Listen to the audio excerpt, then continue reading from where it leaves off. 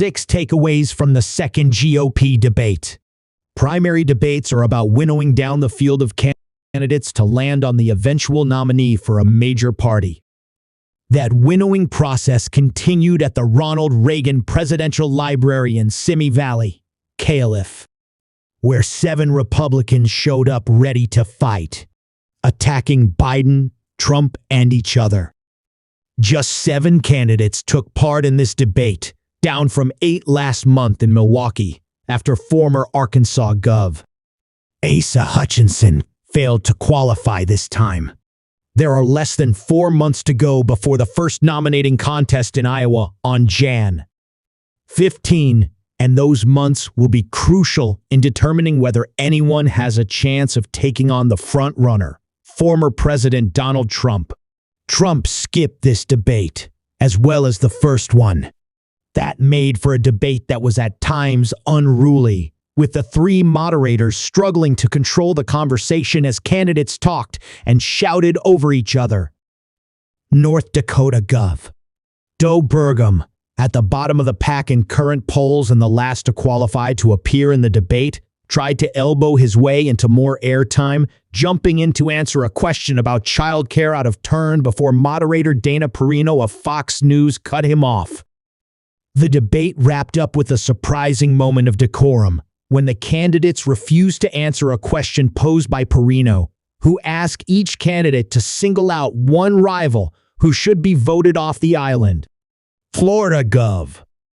Ron DeSantis balked, saying, "I think that's disrespectful to my fellow competitors." Former New Jersey Gov. Chris Christie visibly indicated his agreement. Christie eventually said that he would vote Donald Trump off the island right now. "Every person on this stage has shown respect for Republican voters by showing up," Christie said, adding that Trump has divided the country and divided families. Former South Carolina Gov. Nikki Haley, who's been gaining ground, particularly in New Hampshire, and outpacing DeSantis in some key polls, showed up with gloves off. She sparred with both DeSantis and South Carolina Sen. Tim Scott over energy policy. During a heated exchange about how to regulate social media use by teens, Haley told entrepreneur Vivek Ramaswamy, "What will perhaps be the single most memorable line, 'Every time I hear you, I feel a little bit dumber.'" Ramaswamy responded by complaining about the fruitlessness of personal attacks as the discussion descended into yet another shouting match between the moderators and candidates.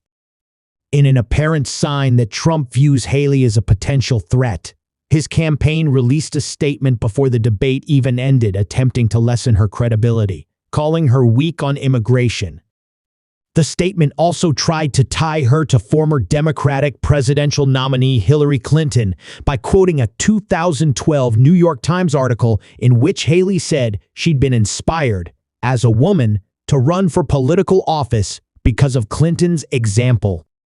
The frontrunner was absent but not ignored.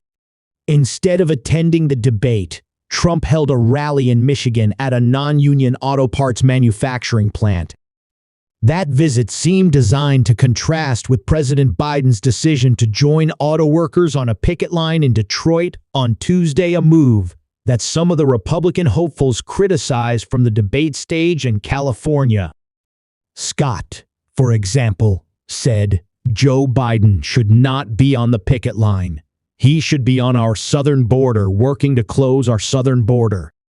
Trump's Republican rivals have little to lose as they continue to trail him in the polls. That's probably why some took direct aim at him, including DeSantis, who lobbed an uncharacteristically pointed attack on Trump's decision not to participate.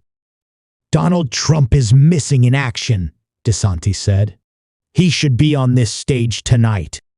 Christie accused Trump of skipping the debate not because of his substantial lead in the polls, as Trump has claimed, but because of fear of answering for his record.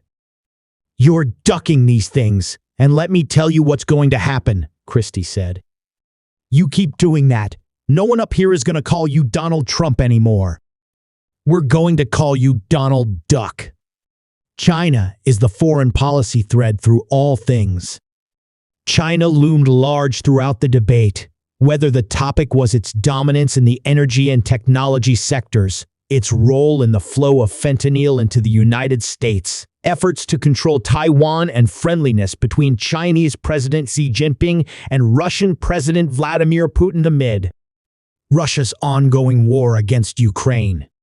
Haley called for ending normal trade relations with China until the fentanyl supply is cut off and said a win for Russia is a win for China. Christie hit on similar themes, warning of alliances between China and Russia and saying, "If we give him any of Ukraine, next will be Poland." The fading memory of Ronald Reagan.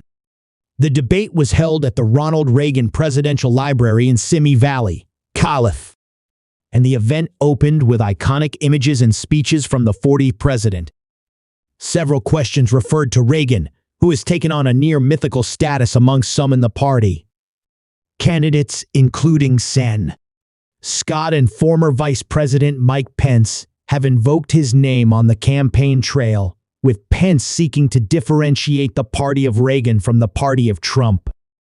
Even so, more than 40 years have passed since Reagan took office, and it's unclear how much that image will continue to resonate with younger voters with little or no memory of him. That's in a party that is struggling to win over young voters, a key demographic in the upcoming general election. Sleeping with teachers. One of the weirder lines of discussion surrounded, that's right, politicians sleeping with teachers. Spoiler alert, the teachers in question were their wives, but don't let that get in the way of a good snarky quip. During a conversation about the power of teachers' unions, Christie attacked President Biden by saying, "When you have the President of the United States sleeping with a member of the teachers' union, there is no chance that you could take the stranglehold away." First Lady Jill Biden has spent her career as an educator, including teaching English at a community college in Virginia. Several minutes later, Pence followed up by joking that he has been sleeping with a teacher for 38 years. But he did make the distinction that his wife, former Second Lady Karen Pence, is not a union educator. Still, good luck getting those images out of your head.